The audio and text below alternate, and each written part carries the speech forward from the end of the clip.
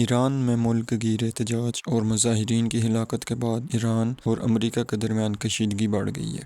اس weekend کے شروع میں امریکی صدر ڈونلڈ ٹرمپ نے کہا تھا کہ ایک بڑا ایئر کرافٹ کیریئر ایران کی طرف تیزی سے بڑھ رہا ہے، تاہم انہوں نے امید بھی ظاہر کی تھی کہ اس کو استعمال کرنے کی ضرورت پیش نہیں آئے گی۔ حالیہ ہفتوں میں جن بحری جہازوں نے بہت زیادہ توجہ حاصل کی ہے ان میں سے ایک aircraft carrier USS Abraham Lincoln بھی ہے۔ اٹامک انرجی سے چلنے والا یہ ایئر کرافٹ کیریئر سن 1989 سے امریکی بحریہ میں شامل ہے اور اسے سب سے بڑے اور جدید ترین امریکن ایئر کرافٹ کیریئر میں سے ایک سمجھا جاتا ہے۔ اگرچہ اس ایئر کرافٹ کیریئر نے اپنا ٹریکنگ سسٹم بند کر رکھا ہے، لیکن پھر بھی اسے مختلف طریقوں سے ٹریک کیا جا سکتا ہے۔ سینٹ کام نے بھی ایکس پر اپنی پوسٹ میں تصدیق کی ہے کہ یہ aircraft carrier Abraham Lincoln بحر ہند میں داخل ہو گئے۔ سینٹ کام نے یہ بھی کہا ہے یہ ایئر کرافٹ کیریئر مشرق وسطیٰ میں یعنی مڈل ایسٹ میں علاقائی سلامتی اور استحکام کو فروغ دینے کے لیے تعینات کیا گیا تھا۔ سینٹ کام امریکن ڈیفنس منسٹر کی مشرق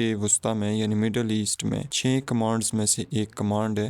امریکہ پر 9/11 کے اٹیکس کے بعد عراق، افغانستان اور شام سینٹ کام کے سب سے اہم فعال آپریشنل علاقے تھے۔ اب اس ایئر کرافٹ کیریئر کے بارے میں بات کر لیتے ہیں۔ یہ aircraft carrier USS Abraham Lincoln, جس کا نام امریکہ کے 16ویں صدر کے نام پر رکھا گیا تھا اور اسے 11 نومبر 1989 کو امریکن نیوی میں شامل کیا گیا تھا۔ یہ جہاز امریکن نیوی کی ٹاسک فورس کا حصہ ہے جس میں اس کے علاوہ 3 گائیڈڈ میزائل ڈسٹرائرز بھی شامل ہیں۔ ان ڈسٹرائرز میں USS فرینکی پیٹرسن جونیئر، USS سپروانس اور USS مائیکل مرفی جیسے ڈسٹرائرز بھی شامل ہیں۔ اس ایئر کرافٹ کیریئر میں تقریباً 6000 لوگوں کی گنجائش موجود ہے۔